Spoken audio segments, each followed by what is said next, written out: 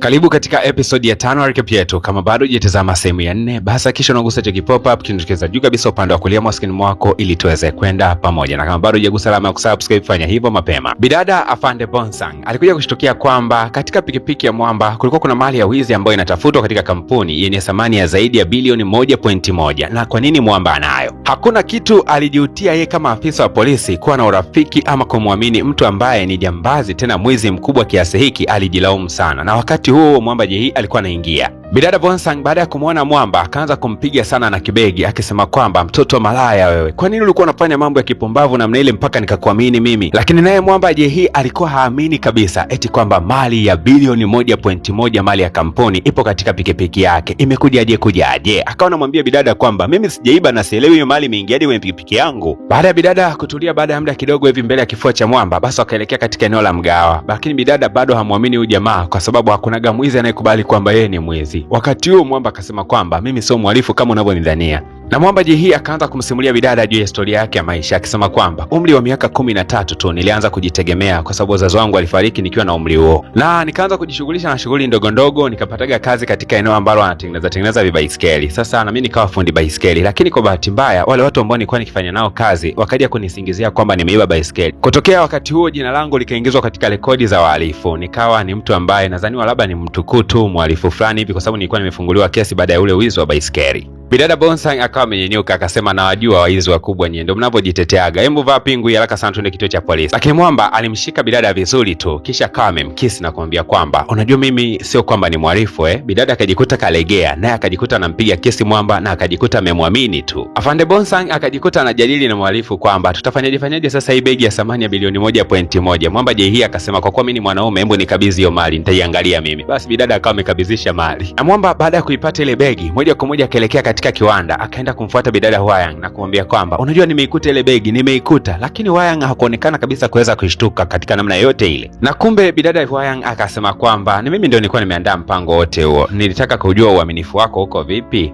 Mwamba alilalamika sana, yaani unanipima uaminifu wangu, hujui kama umenisababishia matatizo. Kuna mtu aniamini sasa hivi anajua kwamba mimi ni mwizi. Hasa huku upande wa pili bwana, bidada Bonsang amerudi nyumbani, anakuta mamake yuko busy kweli kumlisha bidada Kim. Sasa yeye akaanza kukumbuka kwamba mamake kuna kipindi aliwahi kumtelekeza, alafu sasa hivi mamake anamjali sana huyu Kim, mtoto wa mume wake, yani kwamba mtoto wake wa kambo. Mama mtu baada ya kugundua kwamba bidada Bonsang amejisikia vibaya, akamfuata chumbani akaanza kusema kwamba babako mimi alikuwa ananitreat vibaya sana, yani alikuwa ananifanyia mambo mabaya sana, ndio maana nikaamua kuachana naye, na mwanaume ambaye nilikuja kupendana naye ni babake na Kim. Kwa hiyo sina budi kabisa kuhakikisha kwamba ninarudisha fadhila zote ambazo mume wangu aliweza kunifanyia huyu baba yake na Kim. Bidada Bonsang alifunga masikio yake asisikie chochote kile ambacho mama yake alikuwa akimwambia wakati huo, kwani kilikuwa kikimuumiza sana. Na baada ya mama mtu kuweza kutoka, bidada alikwenda kutesti kile chakula ambacho mama alikuwa akimlisha Kim, na alikuja kugundua kwamba ni chakula ladha ile ile ya udogoni. Sasa kesho katika kituo cha polisi, bidada Bonsang akiwa amefika tu anakutana na mkuu wa kituo akitangaza tangazo kwamba lile begi la thamani ya bilioni 1.1 limeweza kupatikanika. Kwa hiyo kesi mpaka dakika hii imefungwa. Sasa bidada Bonsang akauliza ni nani alikuwa anahusika katika wizi huo. Mkuu wa kituo akasema kwamba haikuhusu, kisha akawa anawatawanisha waelekee katika majukumu yao. Ikabidi bidada Bonsang kama afande mwadilifu amfuate Mwamba Jehi na kuuliza ulifanyaje kuirudisha ile begi katika ile kampuni. Mwamba akasema kwamba mimi nienda kuwakabidhi walinzi kisha nikaendelea na issue zangu. Ikabidi bidada aulize hao walinzi ni wakina nani, nataka wanipatie majina yao ili niweze kwenda kwa wahoji. Basi Mwamba akawa anamzuia bidada Bonsang na kumwambia kwamba usijaribu kufanya hivyo hata kidogo. Sasa wakati wanaendelea kubishana hapa, bidada Hwayang naye alikuwa anapita mitaa hii akasema kwamba Bonsang na kuhitaji ofisini kwangu, kuna mazungumzo na wewe. Bidada Hwayang akafunguka akisema kwamba nilifanya ule wizi mimi mwenyewe na nilikuwa nimeandaa tukio zima, na lengo ni kubwa ni kwamba nilitaka vyombo vya habari na matukio yote yaweze kuizungumzia kampuni yetu. Kwa faida ya kampuni nilikuwa nimeandaa jambo lile. Bidada Bonsang alikasirika sana akasema kwamba idara ya polisi nzima tulikuwa busy tukipeleleza juu ya swala hilo, kumbe nyinyi mlikuwa mnafanya jambo hilo kama masihala ili lengo watu waweze kuizungumzia kampuni yenu muweze kupata faida. Mmetukosea sana. Sasa bidada Bonsang zile hasira zote za ofisini yeye akawa amezihamishia kwa Mwamba Jehi akasema kwamba wewe mpumbavu, ulikuwa unanikisi, kumbe wewe mlikuwa mmeandaa mpango huu na mabosi zenu huko ndani muweze kufanya wizi alafu mje kutengeneza faida, si ndio? Akawa anaondoka zake. Bidada Bonsang anahisi kwamba labda huenda ana matatizo ya akili, labda anashindwa kuelewa watu. Ikabidi amfuate daktari wake wa akili na kumwambia kwamba na mazungumzo na wewe. Daktari akasema tuelekee mgawani mara moja. Sasa huko upande wa pili bana, Mwamba akiwa anatembea mitaani, bidada Kim ndio akambahatisha bana, alikuwa amembahatisha mitaa fulani ambapo mabegi ya samani sana yanauzwa. Sasa bidada Kim anajua kwamba huyu jamaa ni bilionea, ila hii ameweka kama siri ndani ya moyo wake. Akaanza kusema jamani, hilo begi nimelipenda, nimelitamani, ila sema siwezi kununua bei yake kubwa. Basi Mwamba JH akasema usiofu, nitakununulia hiyo begi, lakini itakuwa ndo malipo yangu kwa ile ajali ambayo nilikusababishia ya jicho baada ya kukulenga na mpira wa tennis. Sasa bidada Kim anajua kwamba huyu jamani bilionea na ni mkurugenzi katika kampuni. Akaanza kumchimba tu maswali. Sasa wewe kiongozi unafanya kazi gani mpaka umeweza kununua begi ya gharama kiasi kile? Jamaa akasema si unajua kazi yangu kwamba mimi ni mlinzi katika parking ya magari katika kampuni. Sasa huku bana bidada Bongsan, kumbuka alikuwa amemwita yule daktari, wanapiga naye story. Akawa amemsimulia kila kitu kwamba kuna jamaa moja linanikisigi kila wakati. Sasa daktari akasema kwamba wewe utakopa yule mtu mnapendana. Kama alikuwa anakukisi naona mwacha kukisi, wewe unampenda ujue. Bidada Bongsan akajikuta anafurahi sana kusikia kwamba yule mtu anampenda, alafu na yeye pia anampenda. Akajikuta tu kwa mara ya kwanza anajisi upendo tena. Hasa bidada Bongsan anarudi nyumbani, anagundua kwamba Kim alikuwa anashushwa kwenye gari ya samani kweli kweli, tena akiwa mbeba zawadi kama zote. Akaanza kumuuliza, vipi una boyfriend mwenye hela sana? Akasema hapana. Hasa kama una boyfriend mwenye pesa kiasi hicho, anawezaje kukununulia zawadi za gharama namna hiyo alafu unasema eti una boyfriend? Kwa ni nani huyo? Bidada Kim kwa madoido akaanza kusema haikuhu.